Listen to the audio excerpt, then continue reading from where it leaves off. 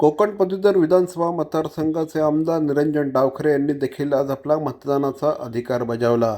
अनेक ठिकाणी शहरामध्ये ईव्हीएम मशीन्स बंद पडत असल्याकडे देखील त्यांचं लक्ष वेधलं असता या संदर्भात निवडणूक आयोगाने अधिक चांगल्या प्रकारे काम करायला हवं. खूप साऱ्या नागरिकांची मतदान यादीतून नाव वगळण्यात आलं आहे. या संदर्भातला आक्षेप देखील आम्ही आधीच घेतला होता, असं श्री निरंजन डावखरे यांनी सांगितलं. या संदर्भात आज मतदानाचा टक्का वाढला पाहिजे या दृष्टिकोनातून देखील कार्यकर्ते काम करत आहेत. प्रचार उत्तम झाला आहे आणि शिवसेना आणि भारतीय जनता पार्टीचाच महापौर हा ठाणे महानगरपालिकेवर बसेल असा विश्वास देखील श्री निरंजन डावखरे यांनी व्यक्त केला. आज मतदान आहे, लोकशाहीचा उत्सव आहे आणि आपण बघतोय की लोक अतिशय चांगल्या पद्धतीमध्ये प्रतिसाद या इकडे देत आहेत.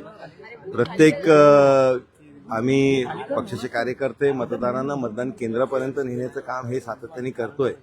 गेली 10-15 दिवस प्रचारामध्ये जनजागरण करण्याचं काम हे सगळ्याच लोकांनी केलेलं आहे. मला विश्वास आहे की चांगल्या पद्धतीचं मतदान आज दिवसभरामध्ये होईल. बरेच ठिकाणी मतदार यादीचं मतदान केंद्राचं शिफ्टिंग ही अचानकपणे झालेलं आहे आणि त्याच्यामुळे या संदर्भात मतदारांना जो नाहक त्रास सहन करावा लागतोय त्याच्यामध्ये प्रशासनाचे दोष निश्चितपणे आहे. पण हे मतदारांना मतदानापर्यंत नेण्याचं काम हे आम्ही सगळेजण सातत्याने करत आहोत.